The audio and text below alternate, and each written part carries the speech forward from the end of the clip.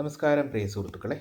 Bangalore Darshini one day ട്രിപ്പിൻ്റെ രണ്ടാം ഭാഗത്തിലേക്ക് എല്ലാവർക്കും സ്വാഗതം.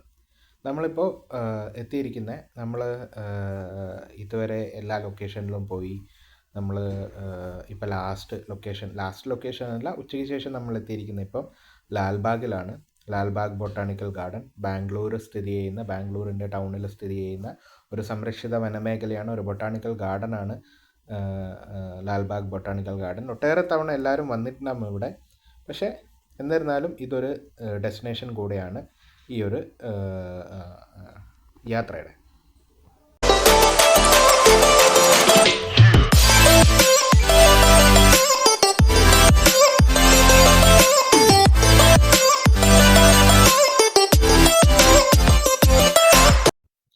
നമുക്കിവിടെ ഇന്നൊരു ബാറ്ററി കാറുണ്ട്.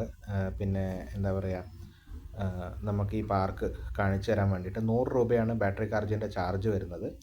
അത് എങ്ങനെയാണെന്ന് പറഞ്ഞു കഴിഞ്ഞാൽ ഈ എൻറ്റയർ പാർക്ക്, അതായത് ഓൾമോസ്റ്റ് ഒരു 300 ഏക്കറോളം വരും ഈ ഒരു ലാൽബാഗ് പാർക്കിൻ്റെ ടോട്ടൽ വിസ്തീർണം എന്ന് പറയുന്നത്.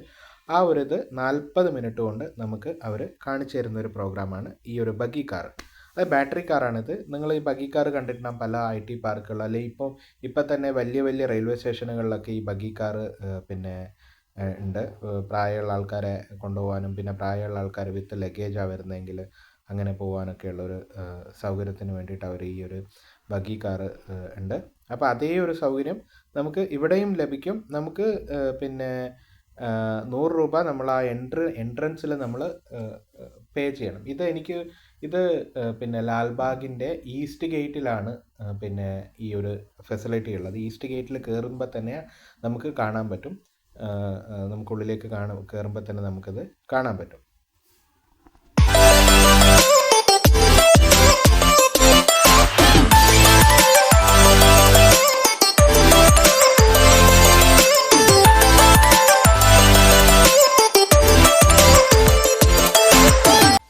നമുക്കിപ്പോൾ നമ്മുടെ കൂടെ ബഗ്ഗി കാറിൻ്റെ ഡ്രൈവർ കം ഗൈഡ് നമുക്ക് എക്സ്പ്ലെയിൻ ചെയ്ത് തരുന്നത് എന്താണെന്ന് പറഞ്ഞു കഴിഞ്ഞാൽ, ഇവിടെ ഒരു പ്രാവിൻ്റെ വലിയൊരു ആവാസ കേന്ദ്രം ഇവർ സെറ്റ് ചെയ്ത് വെച്ചിട്ടുണ്ട്. അത് എന്താണെന്നുള്ളതാണ്. ഇപ്പം മുമ്പ് കാലത്ത് ഇത് മൈസൂർ രാജാവിൻ്റെ കീഴിലായിരുന്ന സമയത്ത് സന്ദേശങ്ങൾ കൈമാറാൻ വേണ്ടി യൂസ് ചെയ്തിരുന്നതാണ് ഈ പ്രാവുകളെ. അങ്ങനെ ആ പ്രാവുകളെ വളർത്തിക്കൊണ്ടിരുന്നൊരു സ്ഥലമായിരുന്നു. ഇന്നത് കൂടുതൽ പ്രാവുകൾ ഇവിടെ ഉണ്ട്. അങ്ങനെ അത് കണ്ടിന്യൂ ചെയ്തു പോകുന്നു. നമ്മൾ ഒരു ബോർഡിൻ്റെ അവിടെ ഒരു ഗ്ലാസ് പാലസ് ഉണ്ട്. ഗ്ലാസ് പാലസ് എന്ന് പറയും. അതിൻ്റെ ഒരു മുന്നിലൊരു വലിയ ബോർഡുണ്ട്. എന്താണ് ലാൽബാഗ് എത്ര ഏക്കർ സ്ഥലമുണ്ട്, അത് എങ്ങനെയാണ് ഇതിൻ്റെ ഒരു സ്ട്രക്ചർ വരുന്നത്, നമ്മളിപ്പോൾ അവിടെ എവിടെ നിൽക്കുന്നു, ഇനി അതിൻ്റെ ഉള്ളിൽ എന്തൊക്കെ കാണാനുണ്ട് എന്നുള്ളതൊക്കെ കാണിച്ചു തരുന്ന ഒരു ബോർഡ്, നമുക്കൊരു സൈൻ ബോർഡ് പോലത്തെ ഒരു ബോർഡ് അവിടെ ഉണ്ട്. നമുക്കത് വായിച്ചു നോക്കിയാൽ അറിയാം ലാൽബാഗ് എത്ര ഉണ്ടായിരുന്നു എന്നുള്ളത്, എത്ര ഏക്കർ ഉണ്ട് എന്നുള്ളത്. തുടക്കത്തിൽ സ്റ്റാർട്ടിങ്ങിൽ തന്നെ 40 ഏക്കറായിരുന്നു ഉണ്ടായിരുന്നത്. പിന്നെ അത് 120 ഏക്കറായി മാറി. അതിനുശേഷം എന്തായി എന്ന് പറഞ്ഞു കഴിഞ്ഞാൽ ഇപ്പോഴത്തെ ഒരു വിസ്തീർണത്തിലെത്തി. അങ്ങനെയാണ് ലാൽബാഗ് വികസിച്ചു വന്നത്. നമുക്ക് കാണാൻ പറ്റും അതിൻ്റെ ഉള്ളിൽ. അതിൽ നമുക്ക് ലാൽബാഗിൽ കയറി കഴിഞ്ഞാൽ ഫ്ലവർ ഷോ ഒക്കെ കാണണമെങ്കിൽ നമുക്ക് ആ ഒക്ടോബർ ആ സമയത്ത് വരണം നമുക്ക് ഫ്ലവർ ഷോ ഒക്കെ കാണണമെങ്കിൽ. അല്ലെങ്കിൽ അതൊരു ഗ്ലാസ് ബിൽഡിങ് മാത്രമായിരിക്കും അത്. ആ സമയത്ത് വന്നു കഴിഞ്ഞാൽ നമുക്ക് നല്ല അടിപൊളിയായിട്ട് നമുക്ക് അതിലെ കാഴ്ചകൾ കാണാം.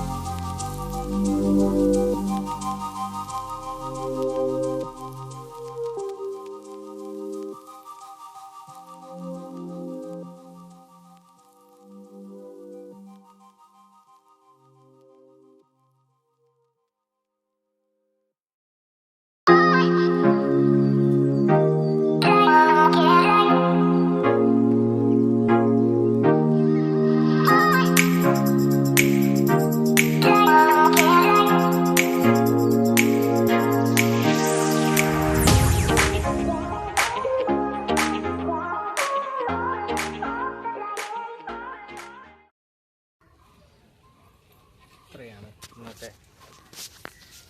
നമ്മുടെ വൺ ഡേ ട്രിപ്പ്. ഒരു നമ്മൾ മുമ്പ് പോകുന്ന പോലത്തെ ഒരു വൺ ഡേ ട്രിപ്പ് പോലെയല്ല. അധികം അടുത്തടുത്തുള്ള സ്ഥലങ്ങൾ, കുറേ അമ്പലങ്ങൾ, പിന്നെന്താ കുറച്ച് ലാൽബാഗ് ഇതുപോലത്തെ സ്ഥലങ്ങൾ മാത്രമേ ഉള്ളൂ. മുമ്പ് ബണ്ണാർഘട്ടൊക്കെ പോകുമായിരുന്നു, ഇപ്പം അതൊക്കെ സ്റ്റോപ്പ് ചെയ്തു. ഇനിയിപ്പം പോകാനുള്ള ഒരു സ്ഥലം ഏതാണെന്ന് പറഞ്ഞാൽ കബൻ പാർക്കാണ്. അത് ഞാൻ മുമ്പും കുറേ വീഡിയോ ഒക്കെ ചെയ്തിട്ടുണ്ട് കബൻ പാർക്കിൻ്റെ. അപ്പോൾ നമ്മുടെ ഈ വൺ ഡേ ട്രിപ്പിൻ്റെ ഈ ഒരു എപ്പിസോഡ് വൈൻഡപ്പ് ചെയ്യാണ്. അപ്പോൾ ബൈ. അടുത്ത വീഡിയോ ആയിട്ട് വീണ്ടും വരാം. ബൈ.